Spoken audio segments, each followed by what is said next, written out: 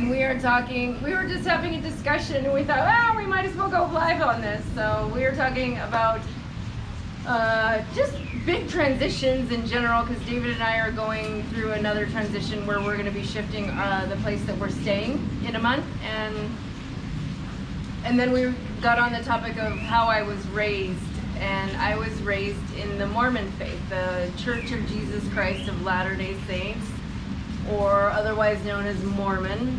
And Cam had some questions for me, and I was telling him about the garments that we wore and all the things, and we can ask some more questions if you have. Yeah. Repeat the questions. Or? Maybe we just just running with these questions. I'm very curious, I don't know anything about this, and I'm sure many of the people watching this video also will be very curious how somebody makes a transition from a very strict and inclusive religion to living like the way you do now, and the messages that you put out.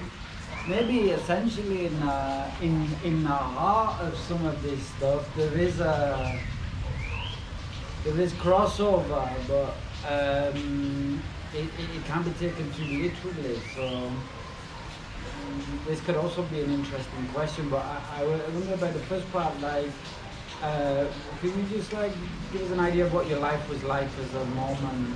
Like some things you remember as being in the culture that are very peculiar. Well, in the culture, everything is structured around the church. That's really your life. Everyone that is, I'm sure there are other people who have different levels of how much they, dive into that culture. But the way I was raised, that was your life.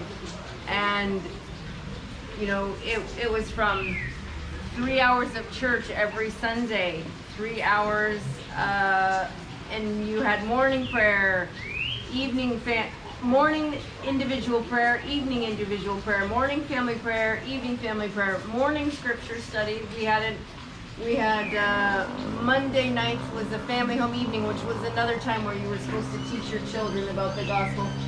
And then once you hit a certain age, I think it was 8, you start different youth programs. And so there's another day that you go to the church and do a youth program.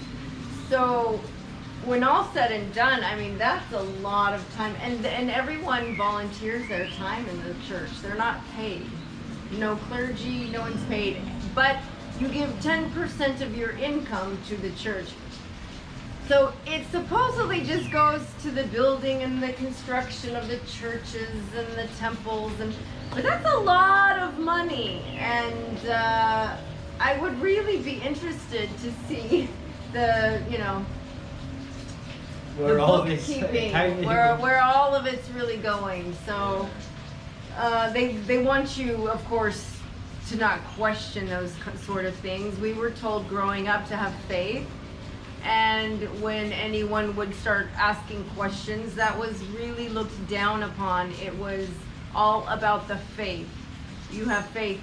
Joseph Smith, once a month on Sundays, was a fast and testimony meeting, and so they would have it was voluntary, but it was looked on as a good thing to get up and bear your testimony. And parents would take their children up in front of the whole church, right? And whisper in their ears for them to speak into this microphone out to the congregation. I know the church is true. The little kid then, says what their parents are telling them to say. I know this church is true. I know Joseph Smith was a prophet. I know Joseph Smith was a prophet. It starts at a very young age, and it's not looked upon as a bad thing. It's encouraged. And so by the time you are 8 years old, you get baptized. Everyone, it's just the thing that you do. and they interview you, and you've been told your whole life that this is the next step and this is what you're supposed to do, so you just do it. And it's just all this programming, like deep programming from the songs that they sing in church, you know. So the chances of people stepping out of that program are really slim. Like once you've been that deeply programmed, you just believe it. And you know, there was a time when in my life, when I was a young mother, I was so heavily programmed. You judge everyone who's not doing the things that you think are right. Like I would have been judging you right now, Cam. It's like, oh my God, he's smoking, which I really don't give a shit, you know. No. Enjoy church for 3 hours this Sunday. Yeah. And many people, you know, they have a kind of judgmental inclination. Oh, completely. I was raised to be very judgmental because you're taught there's such a black and white. There's not much gray in the way they do everything. It's like this, at this age you do this. And I remember one time, you know, one of the kids, my mom was in charge of a youth group thing, and one of the children wasn't quite of age or something, and so my mom was just, because she was raised this way, was so black and white, it didn't come from the heart. It wasn't like, oh, she wants to come, yes, come, enjoy, have fun with us. Oh no, she is not 12, or you know what, I can't remember the exact scenario, but I was raised in a very black and white, there was no gray. Kind So of. people grow very self-consciously. Yeah, You there say? is I would say the youth grow up with such unrealistic expectations that there is a very high suicide rate, especially in Utah, where, you know, most people are Mormon. They are expected to have this perfection and these standards that no real human can really, you know, have and enjoy life at the same time anyway. Like, you know, this and put into a box, you know, really.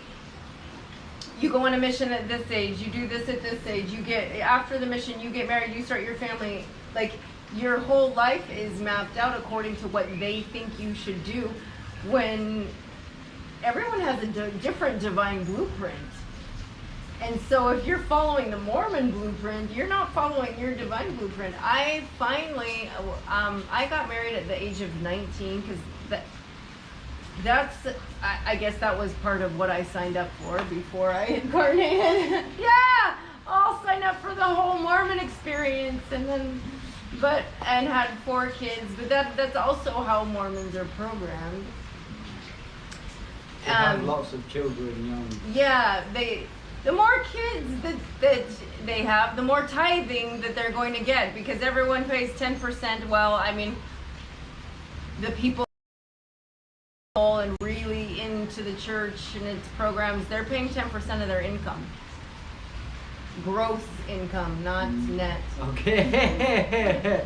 Before taxes. Yeah, before They're getting taxes. in before, Yeah. before the insurance guy. That's right. Man. And they also are volunteering all of their time. Most people have callings on Sundays. They teach a class or whatever it is, or even the clergy is not paid. And so they think that it's this great, you know, religion, but they don't understand that Joseph Smith, the founder of this religion, was a 33rd degree Mason.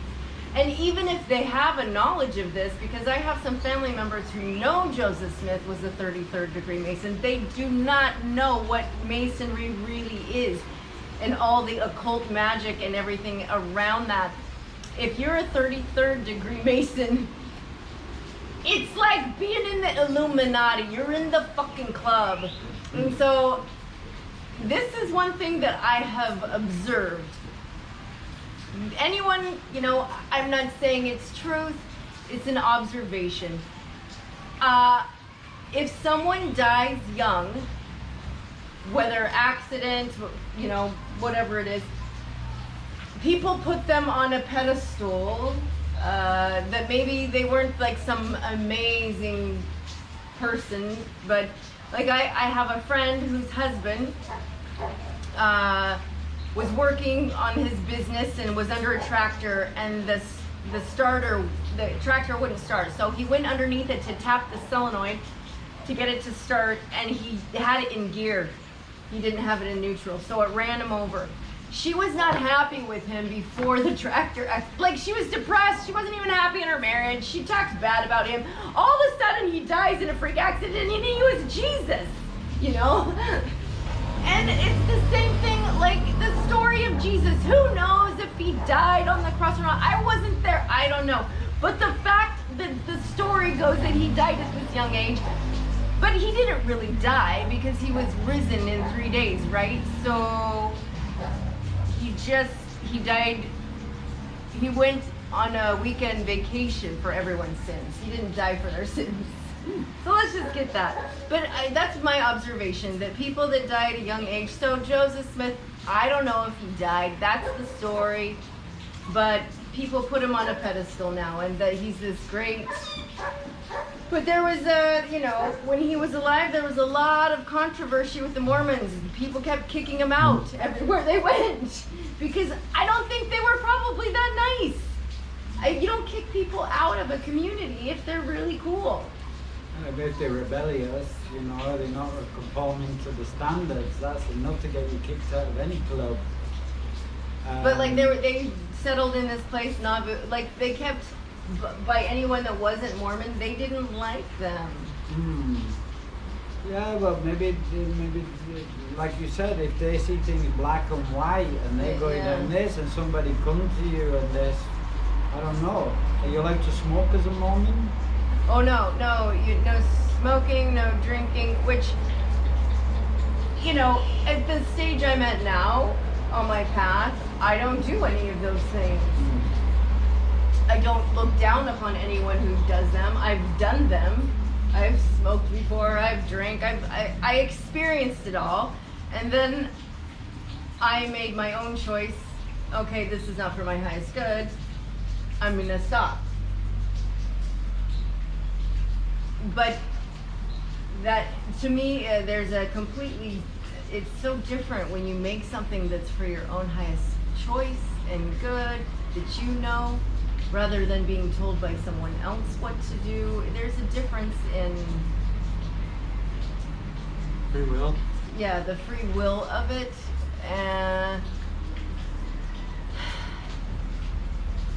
Yeah, so I don't know. Mormons, they don't ask a lot of questions. That's what it really boils. And they're told to just have faith. Yeah. Just have faith. Just have faith.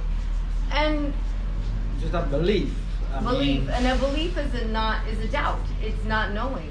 yeah. Like, I have experienced so much on my path now that I don't just believe or I don't just have faith. I know we are one. We are one consciousness because I have had my own experience with this.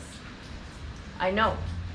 I don't have to question. I don't have to believe someone else what they tell me. I know. And so it's challenging for me now to see, I guess challenging, I guess it was challenging for me to see people like my family be so programmed, but that's what they signed up for. And now I know that everyone has signed up for whatever is going to be for their soul's highest good and their soul's highest path. And so the more that I come into that knowing, the less I care what anybody does. Like, do whatever. It's cool. You know? Whatever you need to do to get to that point of inner knowing, it's all perfect. I feel that if you're meant to break out of prison, then you need to be in prison. Yeah. You know, you got to be in the prison in the beginning. Yeah. So, Yeah. you know, you start off in a situation, or you have to break out of it gradually. Maybe some people don't realize they're in a prison, or maybe for them it's not. It's not, yeah, they don't feel that it is. I mean, even when I speak to my parents sometimes about, I've talked to my dad, like, he's somewhere in, like, the recesses of something in him. When I've talked to him about unity consciousness and this type of thing, there's, in his DNA, in his bones, not in his mind, it resonates.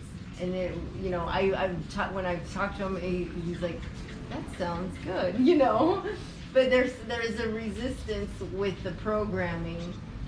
I wonder, because that seems to be obviously some part of it which is very incongruous. Like, you know, many like religions or spiritual paths can be very open to what other religions are saying, you know, or what other spiritual paths are doing. Like, for example, you know, shamanism, Zoroastrianism, Buddhism will often be quite open to other ways of thinking. I mean, for me personally, I always find I read the Bible, you know, and I like to read it, you know. Really? I never would have guessed that about you, Kim. Yes, I like there's some parts of it are incredibly deep, incredibly deep, and just so like incredibly powerfully, magically, mythologically extraordinary kind of stories of human life, you know, and all of it is like wrapped in these kind of incredible metaphors in which you can kind of go deeper and deeper each time. The first time you read it as a child, then you read it as an adult, and then you read it as an older person who's matured, and you can, each time you see, it's like the story time of the Aboriginals, you know, how they have these ceremonies where they say, okay, now, when you're a child, when you're a very young child, you have a ceremony, and we teach you the songs and the stories that are appropriate for children. But when you become an adolescent, then we take you out into the bush, and there we show you what the stories mean and how the stories are maps. And the maps show you where all these different things are and where you can find them. And then as you get older and you become an adult or an elder, then you get onto another level of the story to show what these maps actually refer to, you know, what this world is actually a metaphor, what is a metaphor for. So I like to read the book, a lot of the books, and some books are more easily accessible than others, and I find actually the Bible is quite accessible in that way. But if you dogmatize a thing, nobody ever getting past the child reading of it, which is the literal reading of it. Nobody ever get past the idea that they say Jesus died and came back to life in 3 days, you know? You think that literally happened, but that's just what the children's story is, you know? Because the children want to be wow. I mean, fuck, that's wow. He died and came back in a few days later. Not only that, he moved a massive rock, and then he crossed his friend in the street and said like, hey, and then, you know, man, that's a cool, I mean, it's a little bit outdated because we've heard enough of it. Nobody want to see a guy nailed to a cross anymore, you know, whatever. But as far as kids' stories go, if it wasn't bandied about so much and you came across it as like totally fresh and you read that book, you'd be like, oh shit, he's like walking on water, you know, he fed the 5,000, you know. All this crazy stuff he did, and all these little stories. Jesus was a storyteller, you know. But anyway, we're going off on a wild tangent now. What I want to say is like, this book is deeply metaphorical. It's not for a dogmatic reader. It's very dangerous for a dogmatic reader. Yeah. And in fact, it's the same goes for any of the deeply you could say divinely inspired books, you know, that they can be dangerous if you read them dogmatically. Even books like the sutras and the Vedas, you know, if you read them like you don't understand nothing. For that, you need to ask questions. David, You need experience. Yeah. He is the master question asker. What do you think about all that? Keep asking questions. Yeah, and formulate your question. Become a good question formulator. Like if you can ask when your question isn't perfect, when you get the question right on the sweet spot, there's no answer, and you've answered your question. When you can get the question perfect, you've already done all the work, and it's all done. There's no more answer necessary. It's a self-concluding question, you know. But that's the thing. I think if you're in a very enclosed situation like a culture and have very strict rules about things, then it's very difficult to ask questions. And actually many cultures do, I know like Native Americans, they encourage the children to ask a lot of questions. They always encourage the children to ask questions, and if the children dream in the night, the next morning, if the children has a very peculiar dream, the next morning the family will gather, the tribe will gather to listen to the story, tell us the story, you know, ask questions about it, encourage this deepening of self-inquiry, you know. That's a beautiful practice. Yeah, one time I had a dream and I didn't really understand it, and when I awakened, I just asked a few questions, and it was amazing when I asked myself questions, the answers that came forth. Yeah. Yeah, and I mean, I'm so into dreams, I'm so into asking questions, I'm so into...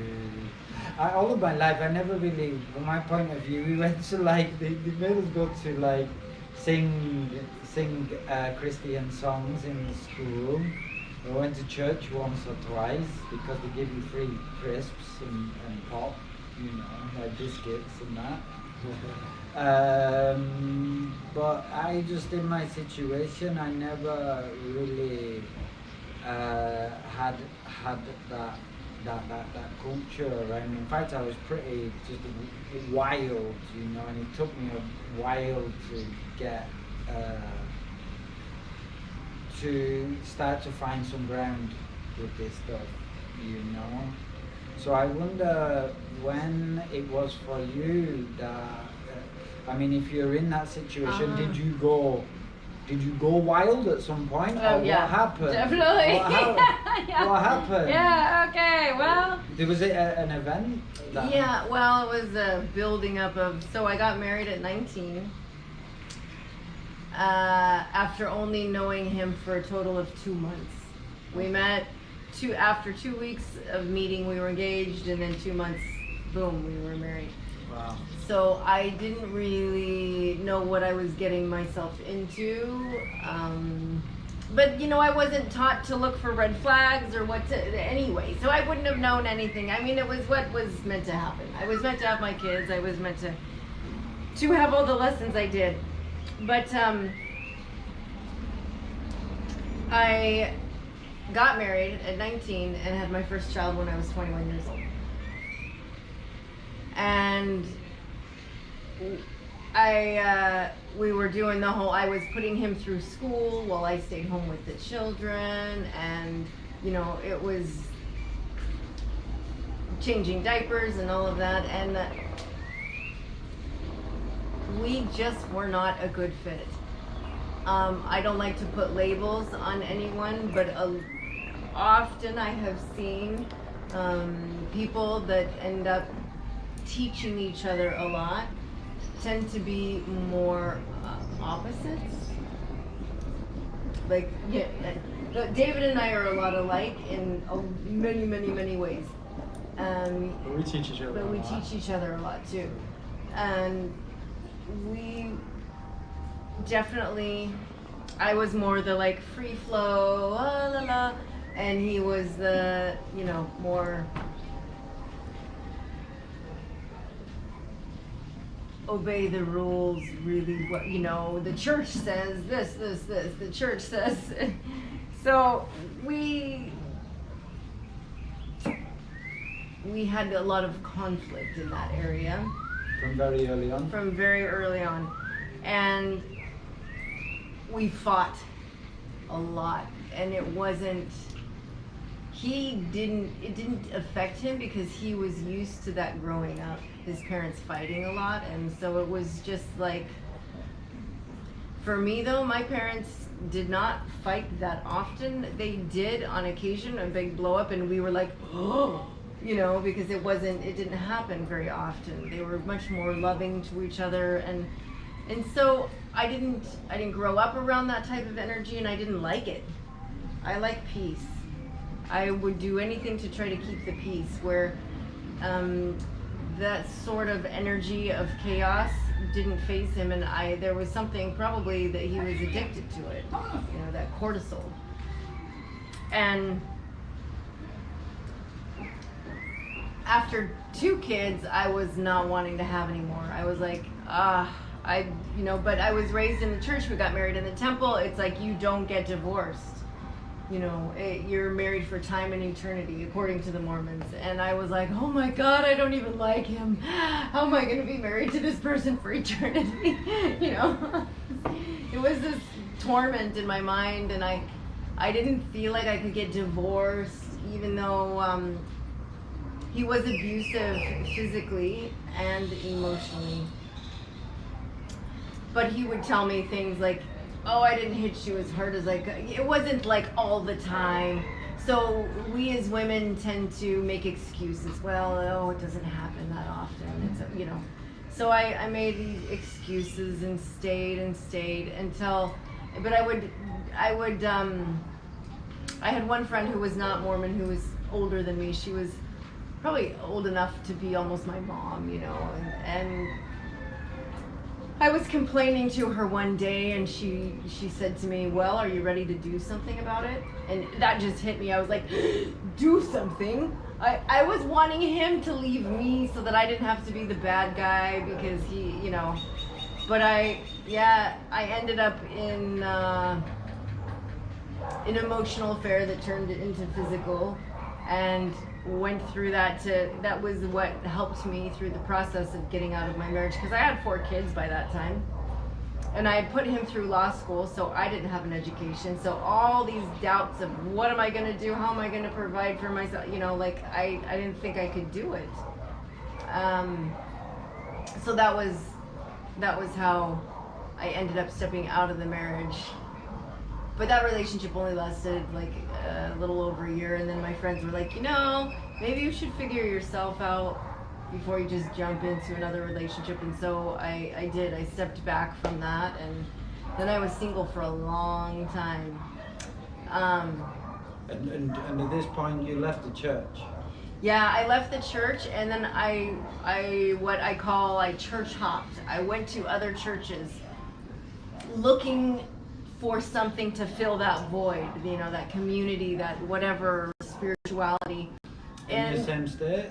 In the same state, and I went to different churches, and I found none of them were for me. I went to one, and they would talk. I remember I was sitting there listening to them, and they're talking shit about another church, and I'm like, that's not love. You know, and each one that I went to, I found things that I'm like, this isn't love. This isn't love. This is not love. And so I, at that point, became, at the very least, agnostic, if not atheist, where I was like, you know what, fuck it, I don't care. If there is a God, I am just going to have fun and enjoy my life and not even, like, worry about it. And then I got into the drinking and partying and went to the other end. So I was on this end of the spectrum, you know, and then I went pretty far over here. I was in an open relationship for a while. I partied. I went to Burning Man, did the party drugs, you know. Yeah. The pendulum swung. The pendulum swung. It was like here, and then I went, whee! Wow. Yeah. And then I came back and was finding more balance. And then when I finally had really balanced myself and I was not in the party, I realized I let that go. I was like, this is not me, this is not me, this is not me. And I came back to center is when I met my divine partner and when everything just, yeah. Okay. Yeah. And you guys have been together how long? 4 years. 4 years. It was the first weekend, so I met him in October at a festival. He was playing in the band and I was supposed to do the opening dance.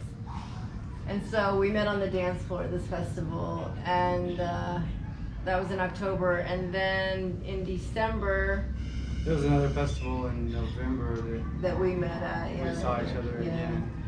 And then there was a festival in the beginning of December that I didn't make it to. Yeah. The same place. This place had a few festivals going on.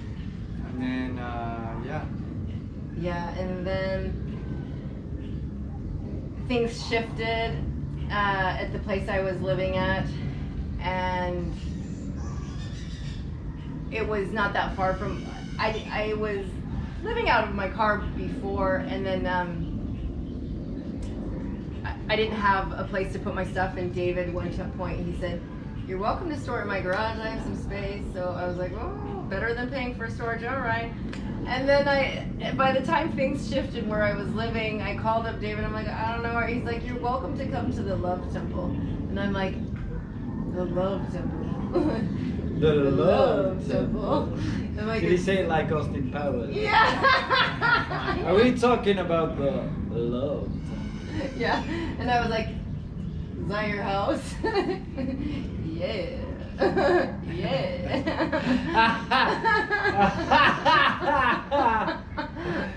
I love it. So you. So I went there thinking, well, at least it's a place to land. We'll see. I didn't feel like I was like, I didn't know if I liked him, and I liked his energy. I knew I liked his energy, and he would do all these videos where he would bang his bowl and put love, love, love, love, love. I knew he had beautiful energy, and I felt that, and I was like, well, we'll see. I hang out with him, and I came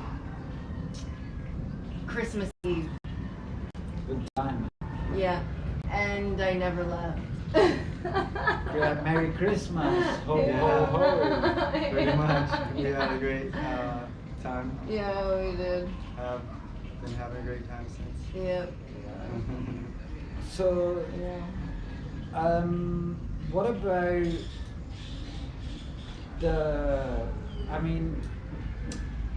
it's a bit strange word, kind of spirituality, because I suppose we're always in the spirituality, and even the whole thing of like going deeply into cult mentality is spirituality, Yeah. Well, how did you make, like, you already know, I picked this word you say about love, like, this like really strong impetus to find, I want to know what love is.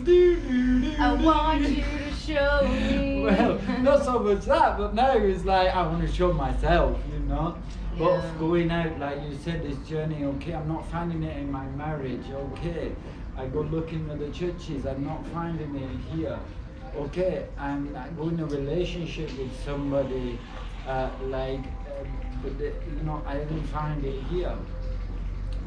And how that led into, maybe you can say, working with shamanism and all of this, to coming into plant medicine.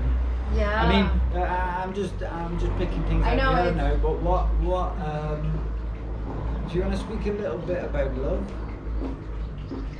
Like, what was this transition for you? Because I also could speak a good couple of hours on this subject. So I'm really curious to know,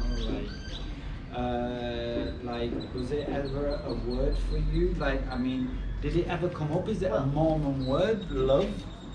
Yeah, I mean, they talk about it all the time, like Yeah. love is the, but they don't do it. Yeah. It's something that is spoken of, that, oh, we're supposed to love each other, but then the judgment, they don't realize that love is the absence of judgment. If I'm judging you and thinking you're wrong, there's a block, and I'm not loving you. Yeah. It's the unconditional love.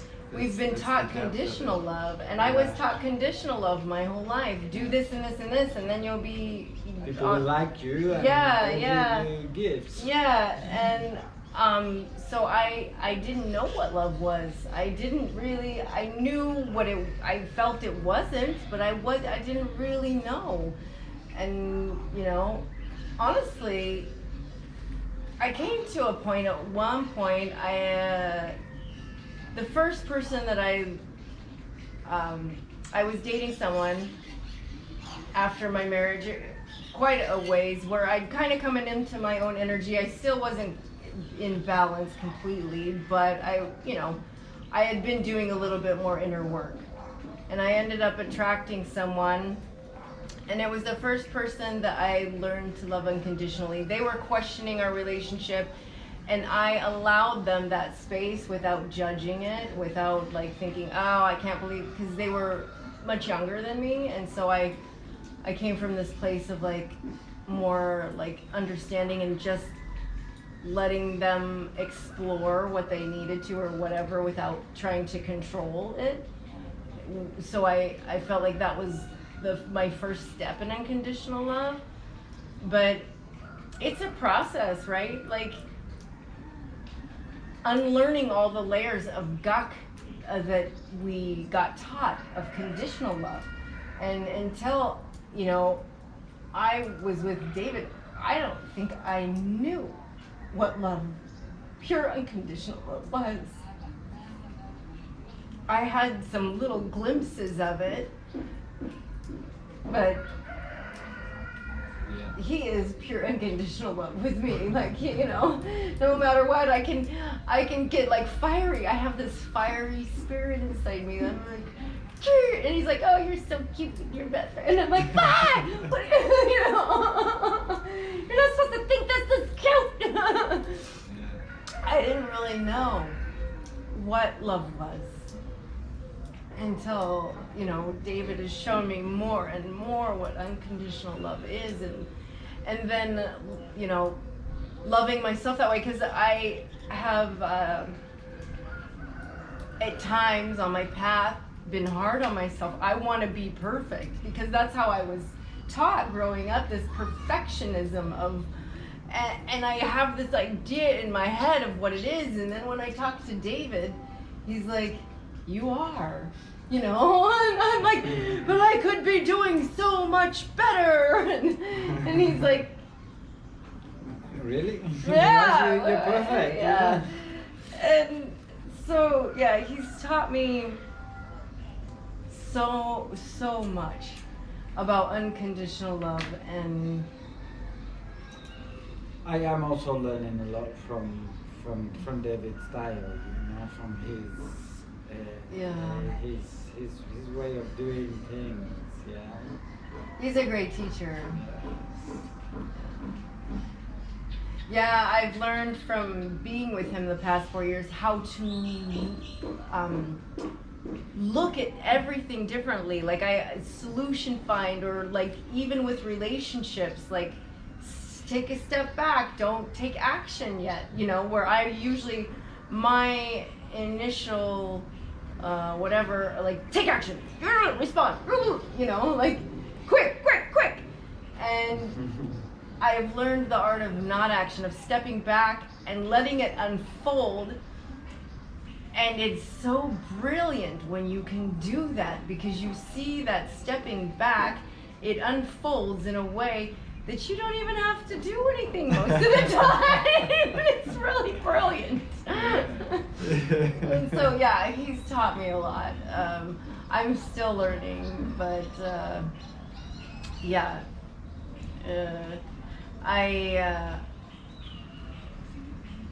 I'm so grateful for my path and how it's unfolded, because I went from one pendulum to the other and then came into balance.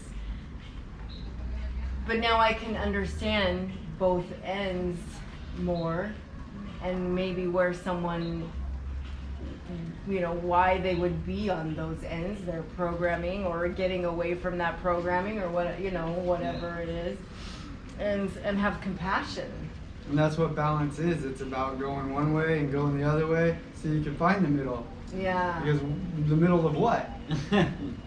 Balance is the middle of what? It's the middle of one way and another way. Yeah. So you have to look this way and look this way to be this way. You was given a life, you might as well take it to the end. Yeah. To the end. Yeah. Go this way and go this way. But eventually, you find your home in that. Okay, this is a process of touching. Yeah. Touch and go. That's maybe where the expression comes from. You just touch and then you go. You touch and then you go. Yeah. You touch and then you go. Each time just check in, and always there is refinement. I mean, I can't imagine people even living hundreds of years, thousands of years, whatever, but eventually, you keep going and you're still making those minor refinements, very small, just, okay, this morning, that toe feels a little strange. What if I just, that's interesting. Always making those little minor refinements of your life and not It being... never ends. It's the journey. It's the journey. It's like there's always more to work on. There's always more things, a balance to find. And it's not like you have to actually work on it. It's just you are. Yeah. When you just be, you are doing those things. And it's not something you have to do because you are doing it. Yeah, and the world swings. That's what the world is doing. The world is turning, and everything it turns. Change and is the constant. Yeah. Yeah. The change, the eternal change is always going round, and there is patterns to it, and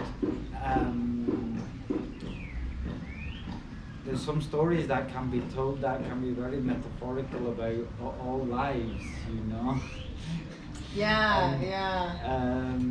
I wonder, is there anything, is there anything from your time in Mormonism that you can say is still, maybe the teaching of Mormonism or from the culture that you can still use now in your life is still applicable? That even though you swung on the pendulum, I'm throwing a crazy ball out there. But well, mankind from my society. parents' example, they had very high integrity, and if they said something, they weren't liars. But that wasn't all Mormons, because my ex-husband, I observed his truth wasn't what I saw as, but he believed it. He believed his truth, but it wasn't necessarily the truth, if you know what I mean. Does that make sense? Yeah, he believed. Yeah. Oh my God, I just noticed you have a pole right there.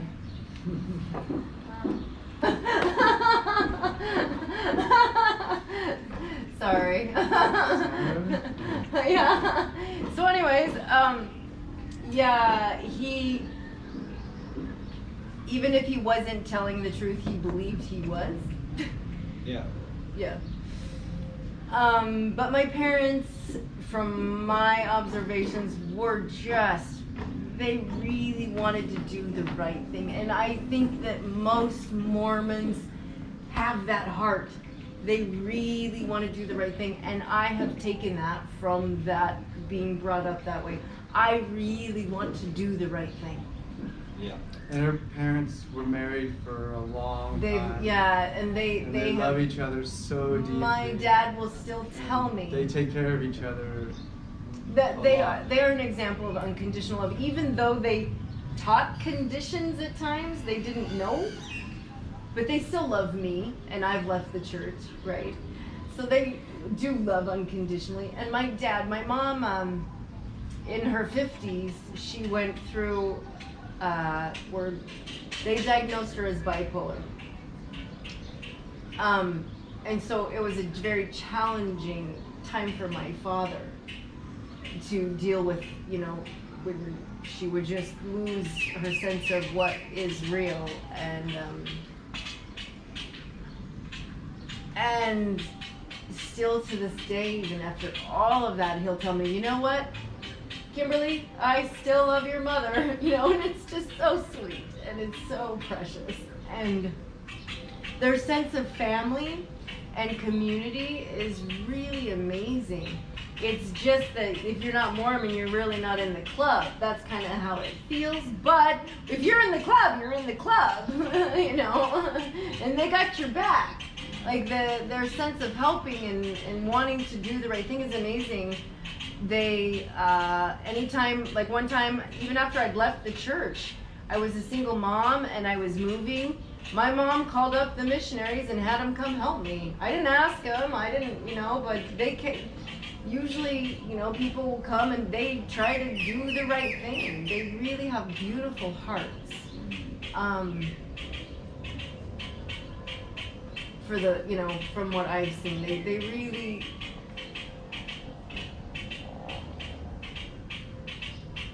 And is that a kind of like? And they really believe that they're doing the right thing with the church and everything. They believe that, so it's. Yeah, that's what I wanted to ask. I mean, is that like a central principle to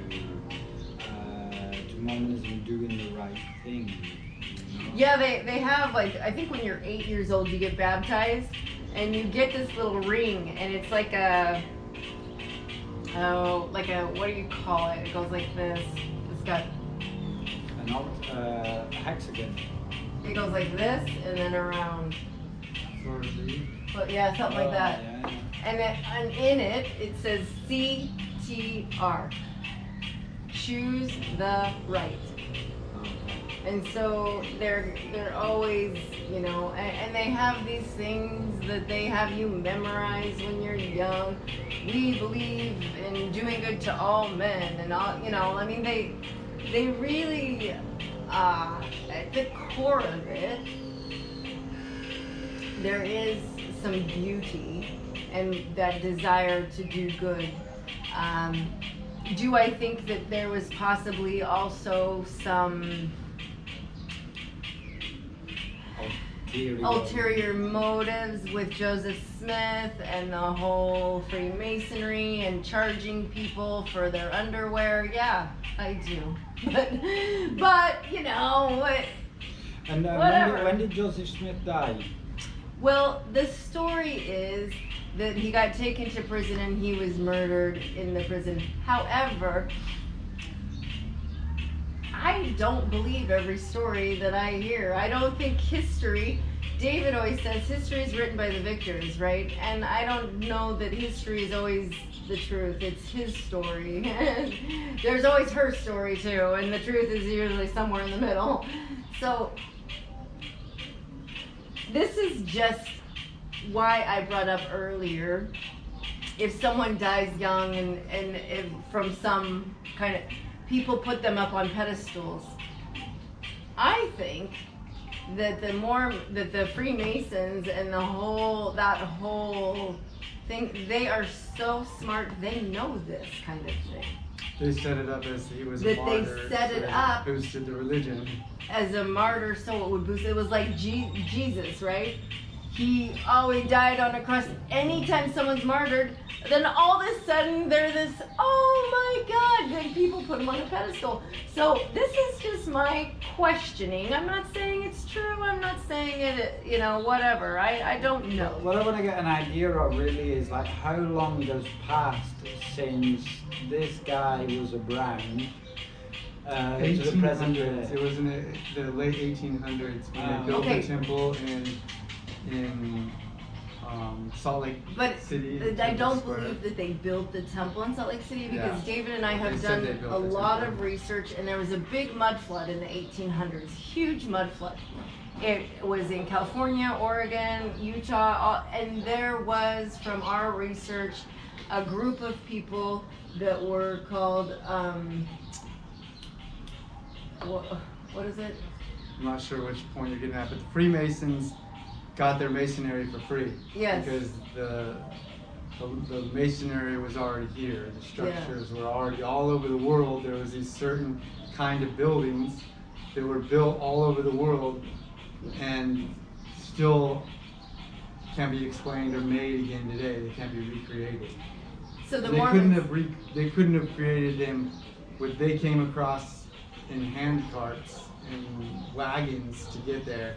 There's no way within the time that they got there that they could have even built, even at the geological location that it was impossible for the machinery that it would take to build that to get there, yet alone there weren't even engineers that could understand that during that time, and there weren't even equipment even made that could have been there wasn't even equipment that could have brought the equipment that it wasn't even made to have made such a big structure. Yeah. So if there's one picture that we found that was a picture of the observatory. Her parents had the whole book Yeah. of the temple, and I was stoked to look through that. When we went and visited him, I looked through every page and looked at all of the pictures and stuff. And a lot of them, they had Photoshop back in the 18th century. They changed photos, they changed stuff, and you can kind of see it in some of the things. It's very questionable. But one of them, though, I don't think they obviously they forgot to Photoshop it. Because there's this huge, beautiful temple that supposedly they built, right? Even though they came over in hand carts and didn't have the machinery or anything. No one questions. They don't ask questions. They just go, oh, they built the Was it Orson Pratt? Orson Pratt's observatory. It was like a little tiny brick structure. Like the temple's like this, and it was like this. And they built this observatory, right? But they built this huge temple. So why would the observatory look like that? And it was made out of like yeah, that's what they probably made. You know, the rocks were like all jagged and they weren't able to be cut, and it was built out. It was, I don't know where I could even say I've seen such a shitty structure built. But that next to the temple, wouldn't that make people question? But they don't. I could build They're not that taught house. to question. They're not taught to go, well, why is the observatory this little tiny thing when they just go, oh yeah. So. And then it just totally didn't make sense. All of it. Yeah, this. But I found all the religions are like that, and once you start digging into every single one of them and asking questions, you could. There's some dilution that goes on, and it's what you wonder. We're coming 200 years down the line here. We're getting stuff from 200 years before. As time goes on, it's really difficult, more and more difficult to do research, into these things. Who knows whether his intentions were in the beginning, I don't know the Book of Mormon, I don't know the teachings in there. I just know, like I said, from reading other spiritual texts, that they've gone. I can read the book and I got a nose for it, I got a nose for when somebody's speaking from the heart and when they're coming out with when they're leading me in some other direction. Yeah, and you can see it in the books in the books that make up the Bible. You can see you're reading through and there's this, and then suddenly it takes apart and there's a different voice, and it's not the same, and it's leading in another direction, and obviously well, not obviously, but as time goes on, as these books are passed from hand to hand, and as the thing is becoming more popular, and as other interests start to become introduced into things, as always happen, this is kind of like, I don't know, it's just maybe like if you want to say God's way of playing a really funny game with this. You start with some you start with a pure moment, and then over time it just becomes more and more corrupt until it's not useful anymore. Who knows how many Bibles there's been? Who knows how many books of Mormons there's been? I'm sure there's been a great many. We're just getting what we got now, And people try to rekindle some of the feelings. I mean, people are a little bit jaded with religious books now, in a sense, like compendium of how you know. I think people are maybe jaded by stories in general, you know, like stories are beautiful. This is like the human gift we have, you know. We are storytellers. We are very powerful conjurers of imagination. We are children upon children that become adults that are wrapped around children, and then we become older people that are wrapped around adults that are wrapped around children. But in the center of it, there's a child. There's still an eagerness to hear stories, still an eagerness for songs and questions and fantasizing about things. Just in our minds, we can play with these things, and we have the capacity to check things whether they're right or wrong in a kind of fantasy mentality. Is it working or not? Does it feel all right or not? You know? So all the time passing between the time of the moment and things, and like some of these interesting things you mentioned about not asking questions and all of this. Maybe it wasn't there in the beginning. Maybe in the beginning it was like, you know, I was divinely inspired to wrote this book, you know, and it's all about my love for God, you know. This book is just love of God, it's pure love of God. I don't know what's in it. Let's just say it's him wandering around like Dante, but not in the Inferno. He's in Paradiso. He's in the middle world. He got here, you know. I've been here, and then I get here. And then I'm totally fantasizing about this now. I don't have anything, you know. Is there stories in the Book of Mormon, or is it kind of lectures? It's about the Nephites and the Lamanites. So there are two groups of people that constant wars, and it came to pass. Like, you know, they just couldn't get along, you know. It came to pass that the These Levites guys fought the Nemites, yeah, and then they moved here, and then the yeah. Nemites fought the Levites, and then the Nemites fought the Levites, and the Levites fought the They just- Nemites. Also, the whole book is about the conflict between these dudes. You know, that's the gist of what I can recall. I'd have to go back and maybe have a little refresh, but but then also there is that Jesus came to the American continent and showed himself. So the basis of the Book of Mormon is that by two or more proofs shall a truth be established. So it's like, okay, so they say like the Bible was in, you know, the European continent, and the Book of Mormon was Jesus showing himself after he was resurrected on the American. So it's proof of his existence and him giving his life for a weekend. Yeah. The Native For everyone's Americans sins. have a story about Jesus coming to their altar, pretty much to them, and Wovoka, they called it Wovoka, and Wovoka's altar, and Wovoka came, and there's a whole song about it and a story about it. You can look up, and the actual sweat lodge that I went to, that altar was Wovoka's altar. They called it Wovoka's altar. And then I found out later that was supposedly Jesus coming to the Americas, but before he died on the cross. They were saying it was like he traveled the world and he went there and talked to the people there. Yeah. And that was one of their prophecies or...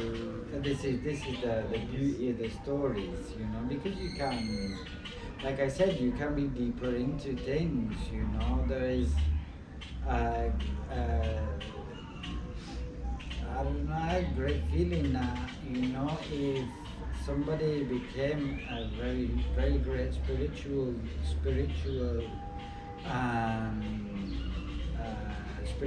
teacher, then obviously he'd be traveling around quite a lot. He just don't appear in his fishing village, and he needs to take a very long journey, and he needs to go through a lot of processing, and also a lot of it will include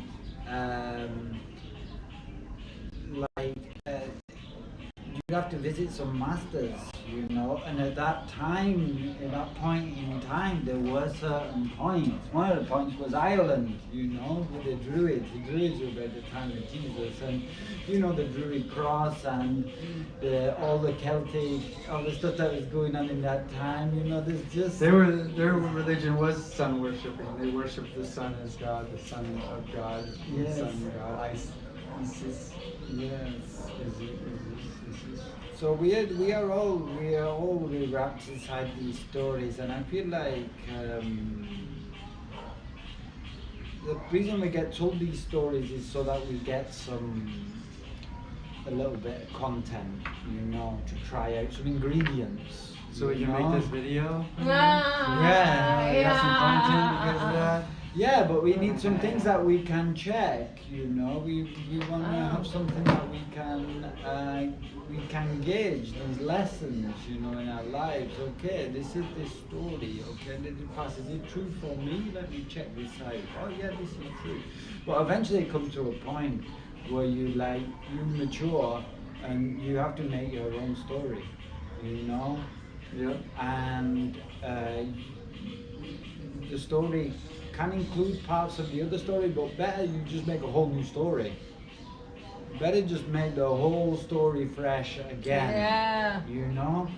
But this time include what is important to you. You know, if you want to swap Jesus for a kind of a black unicorn, swap him for a black unicorn. Because people are bored shitless of hearing about this dude. No, in they're not. Nazareth I've and seen on Facebook. No, they maybe still not. love it. Maybe not people who are still programmed, but if you tell the story of Jesus as a black unicorn and you swap all the other stuff around, the kids who read the story, they'll be like, wow, this is a totally new story. But you're cutting out all the things that you realize that, you know, this is superfluous, or this is coming from another direction, or this has some insidious intent. You know, you cut all that stuff out, use all the stuff that's coming from the heart. But the thing you should know about is that once your black unistan starts to become very popular, Yeah.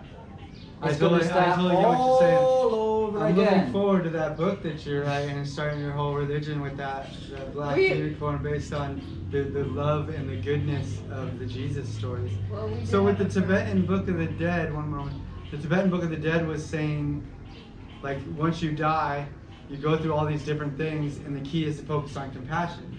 So it doesn't really matter what compassion symbol you have, whether it be a black unicorn or Jesus or Buddha or Krishna or Sam at the liquor store, to have something to remember compassion after your body's gone and you're freaking out. Yeah. It's pretty much what the Tibetan Book of the Dead is saying to have, so it's good to have something. And we're on about an hour so far, Yeah. so it'd be good to wrap it up. And, Yeah, it's time. It was. Oh, I was just gonna say about Love Jesus. You know, Oh, yeah. we do have a friend who told us that it was actually dear God. God is a deer, because everyone says dear God. Yeah. God is actually a deer, and it was Buck Jeebus. Jeebus was actually a buck. Yeah, it was a buck, and Yeah. it was Doe Mary. Yeah. Yes. And it turns out that maybe Joseph was an elk. Yeah. Yeah. Avoid in the forest eating kind of those strange mushrooms like Yeah. Yep. And he also said that it came out that that Buck Jeebus died for our venison. Yeah. Did you know that Buck Jeebus died for your venison? Yeah. Praise Buck Jeebus. Anyway, yeah. And I just noticed it was almost 6 o'clock, so I'm going to get going on my next project. Awesome. Well, thank you all for watching. Love so much. Let us know what you want to hear next time, Yeah. or whatnot, what you thought about this, and what you learned about it, and what triggered you, and Yeah. whatnot. And let us know how we can help. Our website is thesticcinc.com. We do have a love course on lessons of love with the unconditional love, which is a great, along with this talk that we talked about, it's a great process of learning that unconditional love in a whole new way. And Kimberly's book is for sale on there too. So is David. What's your book? Truth, Simplicity, Gratitude, and Love. It's a children's book on, because I feel that, well, I was inspired to write this, that a lot of us have gotten into a space, a humanity, of telling what we call white lies. And on the spiritual path, there are no such thing as a white lie. A lie is a lie is a lie. And they create holes in our aura. Like, there is no difference between telling a lie about killing someone and telling your child that Santa Claus is real. It's the same. They hold the same value in the spiritual world. So truth, speaking your truth, not telling lies. Simplicity, living life more simply, not, thinking you need all these things. Having gratitude, teaching children gratitude for everything. And then love, knowing that we are love, and love is our essence. So that's basically the book in a nutshell. Then I have my Earth Hug Yoga book on our website available too, and then I'm going to be adding on the Love's Love book that I just wrote.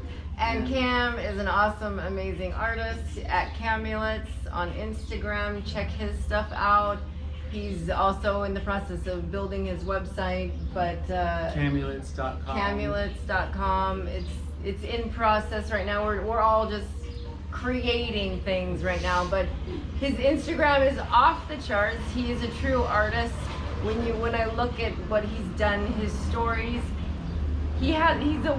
some people just have a way with words, and Cam is one of them. And he also has a way with his crafts in his hands. His magic, yeah. Because that's what draws him to put in the words for that. So it's really super a magical. full artist all the way around, from making it to picturing it to saying the words with it. So it's super amazing to check out at Camulets on Instagram if you get the chance. Yeah, just read some of the stories. They will touch your heart and your soul, or bring some creative imaginary, your child likes something. They might, I don't know, whatever it is for you. But yeah, Cam is magic. Check it out. Thank you, Yeah. guys. Thank you. Yeah, it's a great blessing to share on this. Yeah. I love to cover this subject. It's very interesting. Thank you for watching. Yeah, thank you. We love you. End of the podcast. Much love.